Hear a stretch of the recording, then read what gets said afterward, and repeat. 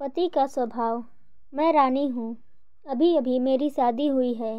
अच्छा घर और अच्छा पति मिला है। राजीव नाम है उनका।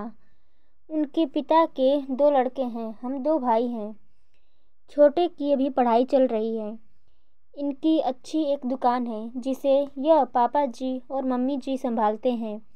शादी को अभी मेरे 10 दिन ही हुए हैं और मैं अपने आप को बहुत खुशकिस्मत मानती हूँ क्योंकि मुझे बहुत प्यार करने वाला पति नसीब हुआ है।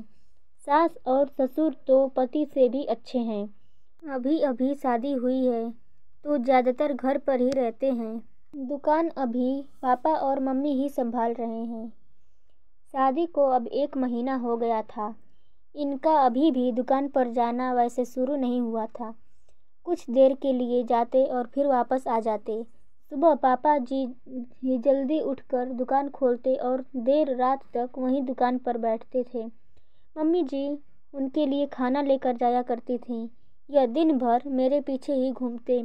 मैंने इन्हें बोला कि अच्छा नहीं लगता, अब आप रेगुलर दुकान पर जाना शुरू करिए, वरना पापा मम्मी कहेंगे कि मैंने आपको कंट्रोल कर रखा है। एक दिन हमारे कमरे की नल की टंकी खराब हो गई तो हमारे बाथरूम में पानी नहीं आ रहा तो मुझे नहाने के लिए हॉल के बाथरूम में जाना पड़ा। मेरे पति तब सो रहे थे। मैं बाथरूम में नहाने गई। कुछ ही सेकंड बाद वो भी उठकर दरवाजे के बाहर आ गए और बाहर से ही मुझे आवाज़ देते रहे, रानी तुम अंदर हो? मैंने बोला हाँ। अपने रूम में पानी नहीं आ रहा था इसलिए मैं बाहर आकर नहा रही हूँ। फिर जब तक नहा कर वापस नहीं आई तब तक वो दरवाजे के बाहर ही खड़े रहे। ऐसा वो रोज़ करने लगे। एक दिन वो बाथरूम में नहा रहे थे तब कोरियर वाला आया। कोई था नहीं तो मैंने रिसीव करने के लिए दरवाजे पर गई। मैं अभी उससे बात कर ही रही थी कि यह बाथरूम से टॉवेल में ही भागकर आए।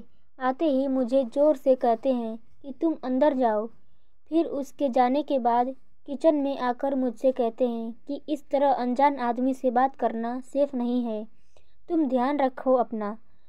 फिर इसके बाद मैंने कई बातें देखी, जैसे जब हम बाहर जाते थे तब वो मुझे इधर उधर नहीं देखने देते थे।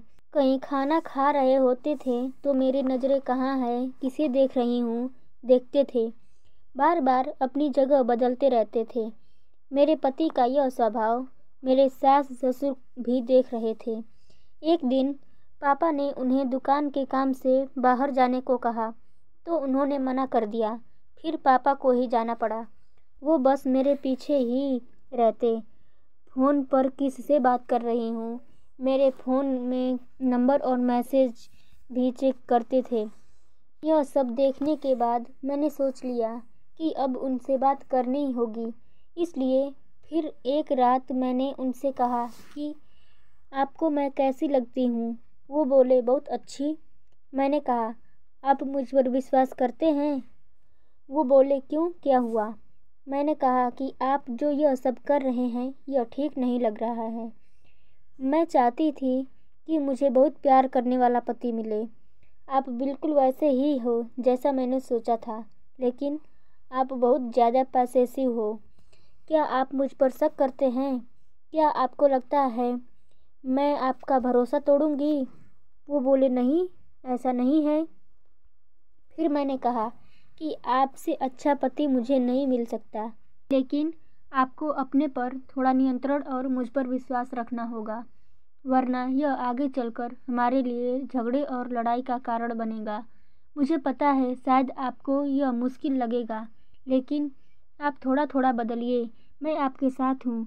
वो बोले हाँ, मैं कोशिश करूँगा। अगली सुबह मैंने उनको उठाया और कहा कि दुकान पर आप जाएंगे और खाने के पहले नहीं आएंगे।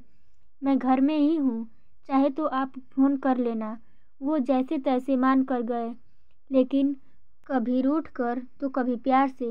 धीरे धीरे उनकी आदत में सुधारने की कोशिश कर रही हूँ। मैंने एक पत्नी ही अगर पति को नहीं समझेगी तो कौन समझेगा। बहुत हद तक मैंने उनका स्वभाव बदल दिया है। बात को आगे बढ़ाना नहीं, बात को किस तरह से सुलझाना है यह सोचना चाहिए।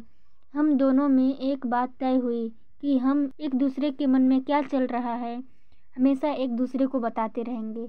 बात नहीं करना, अपनी बात मन में ही रखना हर किसी समस्या को जन्म देता है। आपको यह कहानी कैसी लगी हमें कमेंट करके ज़रूर बताएं और इसी तरह की कहानियाँ आप और चैनल को सब्सक्राइब कर लीजिए। Thanks for watching.